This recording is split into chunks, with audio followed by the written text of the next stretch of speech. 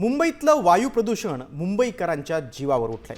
विधानसभेत आरोग्यमंत्री प्रकाश आंबेडकर यांनी धक्कादायक माहिती दिली आहे। मुंबईतील 57% फुफ्फुसाच्या कर्करोगाला प्रदूषणच जबाबदार आहे असं त्यांनी सांगितलंय।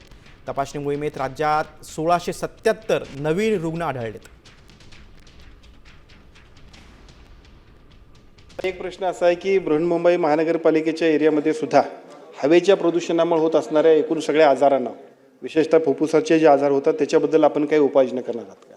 खरं तर राज्य शासनाच्या वतीनं किंवा मुंबई महानगरपालिकेच्या वतीनं सुद्धा 6 नोव्हेंबर 2025ला याबद्दलचं एक स्पष्ट असं SOP काढलेली आहे। या SOPच्या माध्यमातून इथं असणारं हवेचं प्रदूषण वाढू नये त्यासाठी वेगवेगळ्या पद्धतीच्या सगळ्या गोष्टींसाठीची नियमावली जाहीर केली आहे। या एकूणच हवेच्या प्रदूषणासाठी उपयोग होणार आहे आणि एकूणच आजारांवरती सुद्धा नियंत्रण येणार आहे।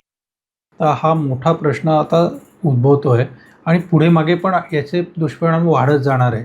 हे काय आहे? हे धुळीचं आणि पोल्युशन या दोन गोष्टींमुळे सगळ्यांना प्रॉब्लेम्स येतात। मोठ्या माणसांना किंवा वयस्कर माणसांना किंवा ज्यांना ऑलरेडी छातीचा रोग आहेत, की ज्यांना अस्थमा आहे, ज्यांना COPD आहे, लंग्स प्रॉब्लेम आहे, ह्यांच्या दृष्टीने ही धूळ, मिट्टी, पोल्युशन हे एक घातक दुष्परिणाम करण्याचं लक्षणं होतात।